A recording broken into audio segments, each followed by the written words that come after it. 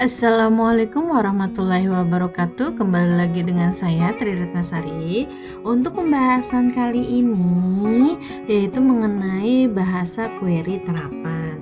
Kita langsung saja. Ini ya pembahasannya nanti akan kita bahas, yaitu mengenai apa sih SQL, kemudian lalu ada lagi yang namanya DDL, lalu ada lagi yang namanya DML. Kita bahas yang pertama mengenai struktur query language atau SQL. Apa sih yang dimaksud dengan SQL? SQL merupakan bahasa standar untuk sistem manajemen database relasional. Nah, biasanya itu digunakan untuk berkomunikasi dengan sebuah database. Jadi, pada saat kita memerintahkan database untuk menampilkan sebuah data, kita menggunakan bahasa-bahasa yang dipahami oleh database. Nah, itu yang dimaksud dengan SQL ini. Lalu untuk subdivisi SQL sendiri itu ada dua. Yang pertama, Data Definition Language atau DDL. Dia itu berfungsi untuk mendefinisikan database dan tabel. Sedangkan DML itu Data Manipulation Language atau DML. Biasanya digunakan untuk manajemen data di dalam basis data. Perbedaannya apa sih DDL dan DML? Kalau DDL itu lebih cenderung ke struktur, baik itu database-nya maupun tabelnya. Sedangkan kalau DML itu lebih ke isi dari si table. Kan dibilang kan Data Manipulation Language. Kalau biasanya kita memanipulasi data itu berarti kan isinya yang diubah-ubah. Nah, itu perbedaan dari DDL dan DML. Lanjut, lalu untuk perintah-perintah SQL sendiri, di sini ada 5 macam. Yang pertama DDL atau Data Definition Language, yaitu ada create untuk membuat, alter merubah, dan drop untuk menghapus. Lalu ada lagi Data Manipulation Language, yaitu ada perintah insert untuk menambahkan data, select untuk menampilkan data, update untuk memperbaharui data, delete untuk menghapus isi data. Lanjut, ada lagi data access. Ini ada grant, ada juga revoke. Kemudian ada data integrity, yaitu recovery table, dan auxiliary, diantaranya yaitu select into, out file, kemudian load, dan rename table. Kita langsung saja bahas mengenai query DDL atau Data Definition Language. Tadi ya, penggunaan dari DDL sendiri itu lebih cenderung ke arah table dan database-nya, strukturnya. Sebelumnya sudah dijelaskan ada 3 perintah. Oke, kita bahas satu-satu. Untuk perintah create. Create di sini berarti membuat ya. Nah, ada 2 macam untuk create, yaitu ada membuat database. Kata dasarnya create database lalu nama database-nya. Contohnya seperti ini. Misalnya kita mau buat nama database-nya adalah academic, berarti create database academic. Lalu ada juga membuat tabel. Kita sebutkan create table, nama tabelnya. Berbeda dengan database sebelumnya. Kalau database itu hanya menyebutkan nama database-nya saja. Tapi kalau pada saat membuat tabel, kita harus menyebutkan nama kolomnya. Lalu setiap nama kolom kita harus menyebutkan tipe data dari kolom tersebut. Contohnya begini. Misalnya kita membuat tabel mahasiswa. Create table mahasiswa. Fieldnya apa saja? Atau kolomnya apa saja? Ada name, tipe datanya teks, panjangnya 8. Jika kita ingin memberikan kuncinya atau key-nya, bisa kita langsung menunjukkan, oh ini primary key. Lalu field yang berikutnya yaitu nama dengan tipe datanya teks. Lalu tanggal lahir dengan tipe datanya date, dan alamat tipe datanya teks. Untuk yang berjenis tipe teks itu biasanya ada panjang karakter, maka harus disebutkan panjang karakternya berapa di setiap tipe data teks. Lalu berikutnya adalah alter. Alter berarti merubah. Ada beberapa perintah untuk alter. Oke, yang pertama misalnya ingin menambahkan kolom. Kata dasarnya adalah alter table add.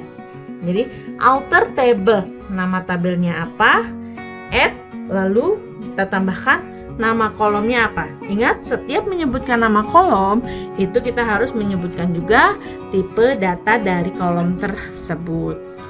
Contohnya seperti ini. Kita di tabel mahasiswa ingin kita tambahkan kolom jenis kelamin untuk tipe datanya yaitu karakter. Ya udah, berarti kita perintahkan alter table mahasiswa add Jekyll, tipe datanya yaitu char, panjangnya 1 karakter.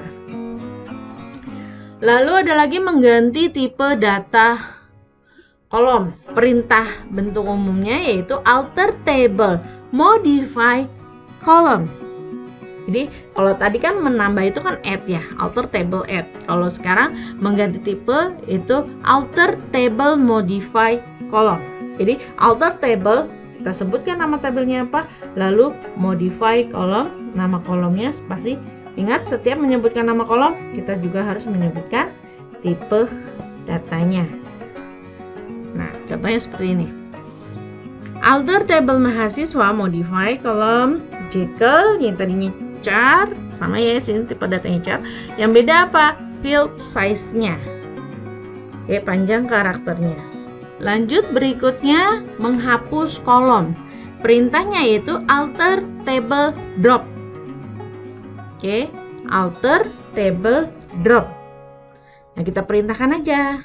Ya, sebenarnya untuk penyebutan tipe data tidak wajib ya, karena di sini kita hanya akan menghapus, jadi tidak diharuskan, cukup nama kolomnya saja, alter table mahasiswa drop Jekyll, cukup sampai situ, itu sudah bisa dilaksanakan.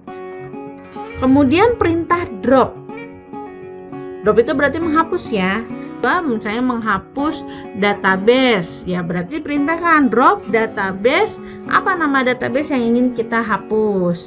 Contohnya drop database akademik. Lalu ada lagi menghapus tabel, drop table, nama tabelnya.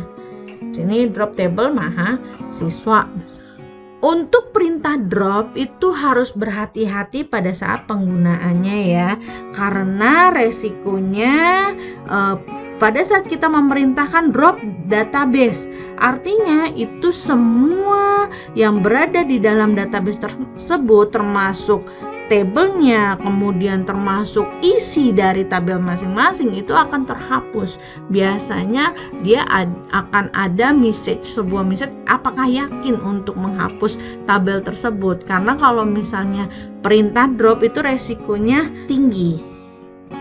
Jadi harus berhati-hati untuk penggunaan perintah drop.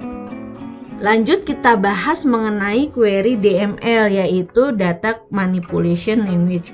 Ingat, kalau data manipulation language berarti berbeda dengan DDL. Kalau DDL tadi kan membahas tentang strukturnya ya, istilahnya kita membahas tentang tempatnya saja. Tapi kalau kita sudah masuk ke DML, itu kita membahas tentang isinya. Pertama, yaitu insert. Saya di sini kita insert itu berarti kan menyisipkan atau mengisi. Perintah dasarnya adalah insert into. Lalu kita sebutkan insert into, nama tabelnya apa, lalu kita sebutkan isi dari setiap field. Nah, ini harus disesuaikan isi dengan tipe fieldnya. Oke, contohnya seperti ini. Misalnya insert into anggota, values, nilainya. Nah, jika bentuknya karakter atau teks, maka diapit kutip. Setiap isi field itu harus dipisah dengan koma. Kecuali jika yang isi fieldnya bertipe numerik, itu tidak menggunakan kutip.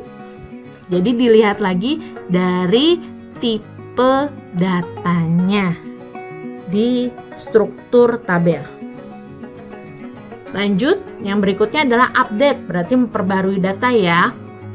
Perintahnya adalah update set where. Kenapa kok ada where? Ada kondisi.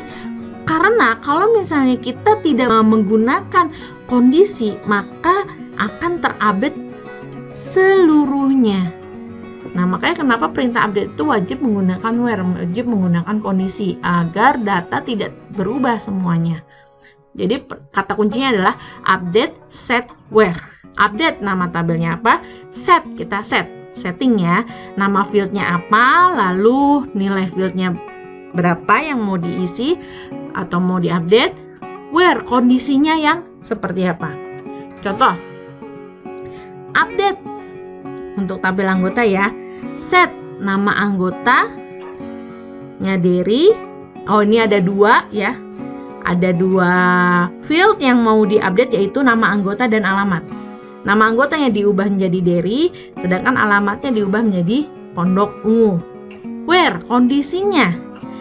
Di mana ID anggota itu A001. Lanjut, delete. Nah, delete hampir sama dengan update, itu harus menggunakan kondisi. Kenapa? Karena kalau misalnya tidak menggunakan kondisi, ntar ke delete semua isinya. Jadi kata kuncinya adalah delete from where. Delete from, nama tabelnya apa?